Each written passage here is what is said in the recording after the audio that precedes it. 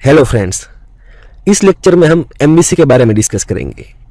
सबसे पहले हम देखेंगे कि MVC क्या है।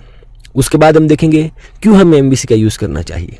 उसके बाद MVC यूज़ करने के एडवांटेजेस क्या क्या है और डिसएडवांटेजेस क्या क्या है वो हम डिस्कस करेंगे।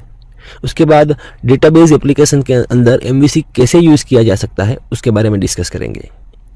तो आइए सबसे पहले देखते हैं व्हाट इज़ MVC।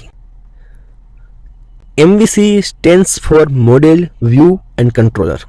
ये एक कोड पैटर्न है जो कि आपकी एप्लीकेशन को 3 लॉजिकल टुकड़ों में डिवाइड कर देता है, मॉडल, व्यू एंड कंट्रोलर।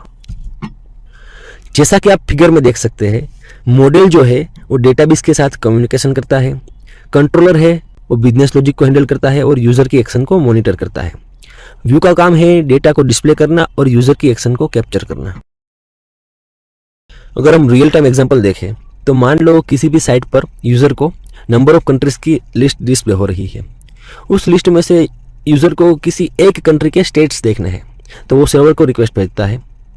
वो रिक्वेस्ट जो है व्यू में कैप्चर होती है, उसके बाद कंट्रोलर को जाती है। कंट्रोलर उस रिक्वेस्ट को मॉनिटर करता है और एप्रोप्रिएट मॉडल की किसी सर्टेन मेथड को कॉल करता है। मॉडल की जो मेथड है वो डेटाबेस में से डेटा पुल करता है और वापस से कंट्रोलर को सेंड कर देता है और कंट्रोलर व्यू को दे देता है। तो मॉडल, व्यू और कंट्रोलर का जो डेटा फ्लो है वो इस तरह से कुछ होता है।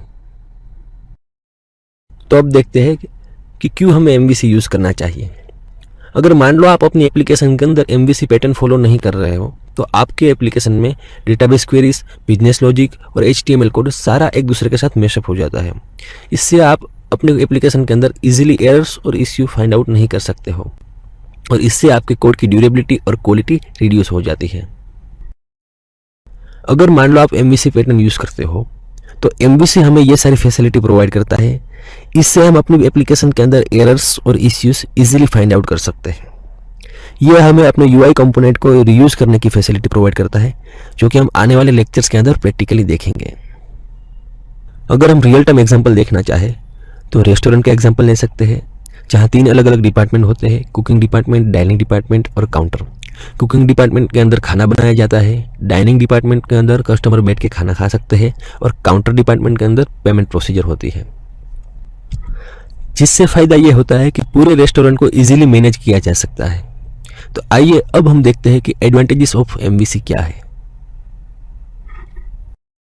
एडवांटेजेस ऑफ MVC, कोड को लिखने की फ्लेक्सिबिलिटी है वो रिड्यूस हो जाती है, जिससे कि आपके कोड को एक प्रॉपर और यूनिफॉर्म स्ट्रक्चर मिलता है। रीयूजेबिलिटी, एक ही कोड को आप बारी बारी से यूज़ कर सकते हो, जिससे कि आपका काफ़ी सारा टाइम सेव हो जाता है। ये आपको neat and clean code provide करता है। मैनेज करना आसान है, इश्यूज और एरर्स फाइंड करना आसान है और आप अपने कोड को इजीली रीड कर सकते हो। तो आइए अब हम देखते हैं कि what are the disadvantages of MVC।